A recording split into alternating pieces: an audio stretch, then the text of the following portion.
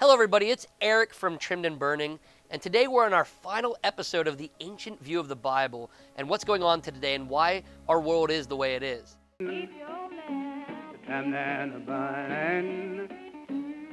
Last episode we talked about the Tower of Babel, which is going to play right into this episode, the Call of Abram, also known as Abraham. He was renamed by God.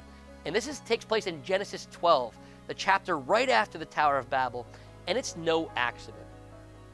So God calls Abram, this Gentile actually, he's from one of these nations that was disinherited by God. So he was a Gentile by definition as well. And he was 75 years old, which I love that, because if you're 75 years old today, God could still use you for his plan, just like he used Abraham. But God calls Abram, again renames him Abraham, to create his own nation. We learned that he had created 70 nations with 70 different languages of the people so they couldn't understand each other, with 70 gods or high-ranking spirit beings who were overseeing them. And we learned that those gods or those spirit beings are not nearly as powerful or perfect like Yahweh is. He's the one true God. Yahweh is the one true God. And God is going to take back all those nations. He's going to reclaim all those nations through Abraham and this nation of Israel, as we'll learn. Now, like I said, Abraham was a Gentile. He was a Chaldean, meaning he's from a nation that did not know God, that had another spirit over them. There were no Jews yet. There were only Gentiles. But God had promised Abraham that he was going to give him this promised land in Canaan. And this was going to be the border of this nation of Israel, God's nation, the 71st nation, if you will, after those 70 nations. And this is the plot of the rest of the Bible. It is God's nation, Israel, Abraham's family, at odds with the 70 Gentile nations. But God, the whole time, wanted to re-inherit all those Gentiles. He never meant to give them away and disinherit them forever. That was just to kind of teach them a lesson. But he was going to bring them back after their rebellions to him again. And if you're a Gentile like me, my ancient ancestors are from these 70 nations. And that means that somebody in my family didn't follow God at some point in the past, but Yahweh was gracious and loving enough to me to call me out of these disinherited nations, to follow him and be adopted into his family. But God promised Abraham that he would send the Messiah through his bloodline. We know that back in Genesis 3, God had already promised a Messiah to come and reverse the curse of sin. But he was going to come and specifically send it through Abraham, this family that the whole Bible talks about, Abraham's family line.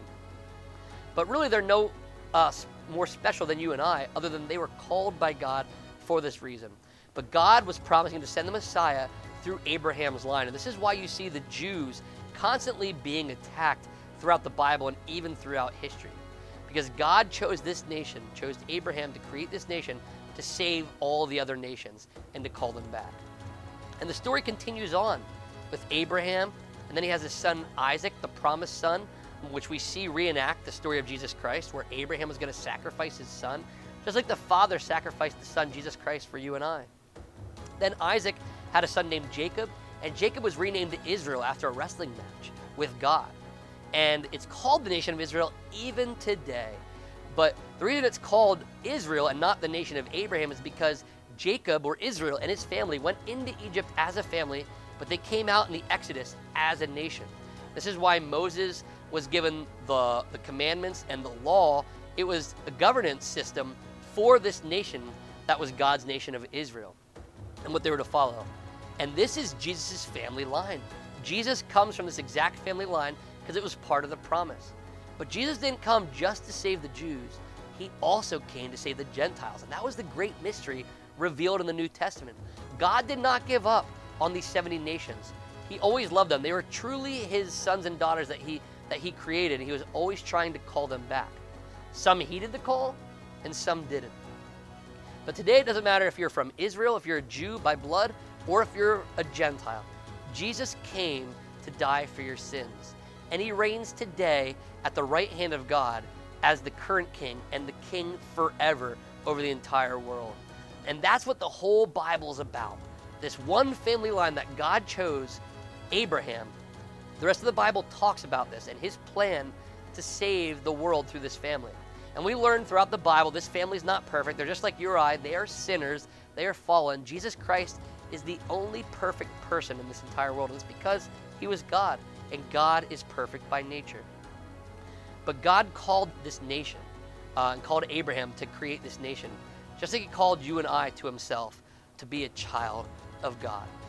But that's what this whole Bible's about, and that's the ancient viewpoint that I also believe. It's what they believed, that these three ancient rebellions kind of set up the world it is today, and Abraham was called to reverse the curse of Babel, and it's continuing on today.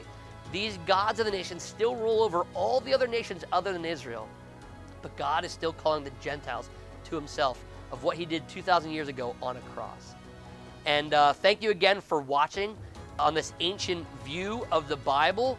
If you like this, please click like and subscribe down here. And after you subscribe, click the bell notification so you can be updated of more videos that we come out with. And if you like this video, please share it with your friends and your family so they can learn more about the Bible and Jesus Christ, who came and died for their sins. Thank you again for watching, everybody. I am Eric, and until next time, keep your lamps trimmed and burning. Almost over, almost over, almost